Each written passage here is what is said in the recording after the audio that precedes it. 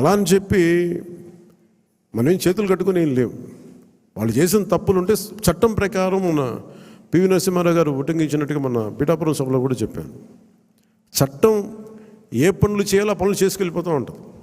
కానీ కక్ష సాధింపుగా కూర్చోబెట్టి వాళ్ళని వేధించడం కానీ, సామాజిక మాధ్యమాల్లో నిందించడం కానీ, అలాగే ఎవరిని కూడా వ్యక్తిగత దూషణకి దూరంగా ఉండమని నేను అందరినీ కోరుకుంటా ఉన్నాను. నిజంగా యుద్ధం వస్తే మటుకు, గొడవే వస్తే మటుకు అది వెనకాడం, అది మీ అందరికీ తెలుసు. భావంలో ఉన్న తీవ్రత మనకు భాషలో చూపించక్కర్లా. చాలా మర్యాదగా మాట్లాడదాం, అన్నీ చేద్దాం. కానీ మీరు అందుకిందాక మనోహర్ గారు చెప్తున్నప్పుడు కూడా సబ్జెక్ట్ అవగాహన ఉన్నప్పుడు, దానికి లాజిక్ అండ్ రేషనాలిటీ, దానికి రెటారిక్ యాడ్ అయినప్పుడు దాని తిరుగులేని ఆయుధం. దానికోసం తీవ్ర పదజాలం కానీ, పరుష పదాలు కానీ మనం వాడాల్సిన అవసరం లేదు.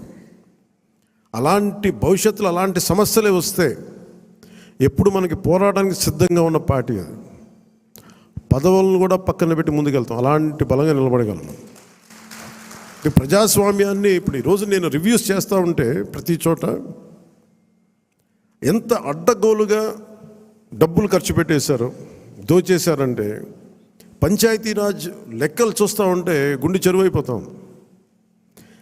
200 కోట్లు కనీసం పే చేయలేని పరిస్థితుల్లో, ఒక 40 కోట్లు పే చేస్తే చాలా పెద్ద ప్రాజెక్టులు అయిపోతాయి. ఒకవైపు ఏమో ఋషికొండ లాంటి ప్యాలెస్కేమో 600 కోట్లు ఖర్చు పెడతారు. అది వాళ్ళ కోసం కట్టుకున్నారా, గెస్ట్ హౌస్లకి, అది వాళ్ళ కథ అది. కానీ ఎప్పుడు ఏది ఖర్చు పెట్టాలి, ఎంత ఖర్చు పెట్టాలి అనే విఘ్నత లేదో వీళ్ళందరికీ అనిపించింది. మన క్యాంప్ ఆఫీస్కి తీసుకెళ్ళి మీరు బడ్జెట్ ఇచ్చి మీరు ఎంతైనా ఖర్చు పెట్టుకోండి, మీ క్యాంప్ ఆఫీస్ రెడీ చేసుకోండి అంటే నేను రూపాయి ఖర్చు పెట్టడం నాకు ఇష్టం లేదు. అదనంగా ప్రభుత్వ ఖజానాకి అది ప్రజల సొమ్ముని మనకి అకారణంగా దాన్ని ఖర్చు పెట్టేయడం కానీ, దాన్ని దుర్వినియోగం చేయడం నాకు నచ్చక. అసలు ఏం వద్దు, ఉన్న ఫర్నిచర్ అలాగే ఉంచి ఏం చేయొద్దు. దాన్ని అవసరమైతే నేను చెప్తానులేండి, నేను చెప్తాను. మోస్ట్ ఆఫ్ ద టైం వెళ్ళి నా ఫర్నిచర్ పట్టుకెళ్ళాను. ఉన్న ఫర్నిచర్ సరిపోతే పర్లేదు. రోడ్ల మీద కూర్చొని వచ్చాం, మనం వీధుల్లో కూర్చొని పోరాటాలు చేసాం.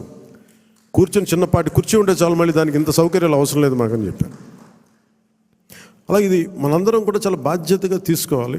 అలాగే మన ఎమ్మెల్యేలకు కానీ, మన పోటీ చేయని నియోజకవర్గాల్లో ఉన్న నాయకులందరికీ కానీ పార్టీని పటిష్టం చేయడానికి మీరందరూ మీ నియోజకవర్గాల్లో అందుబాటులో ఉండండి. జనవాణి కార్యక్రమాన్ని మీరు నిర్వహించండి.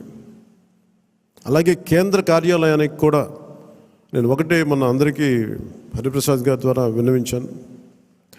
ప్రతి ఒక్కరు కూడా కేంద్ర కార్యాలయంలో ఒకరోజు మీరు ఉండాలి. అది మీకు తెలియజేస్తాం. ఉంటే ఏమవుతుందని మీరు వచ్చి ఒకళ్ళు ఉన్నప్పుడు ప్రజలకి మనం మరింత చేరువవుతాం, వాళ్ళ కష్ట నష్టాలు తెలుసుకుంటాం.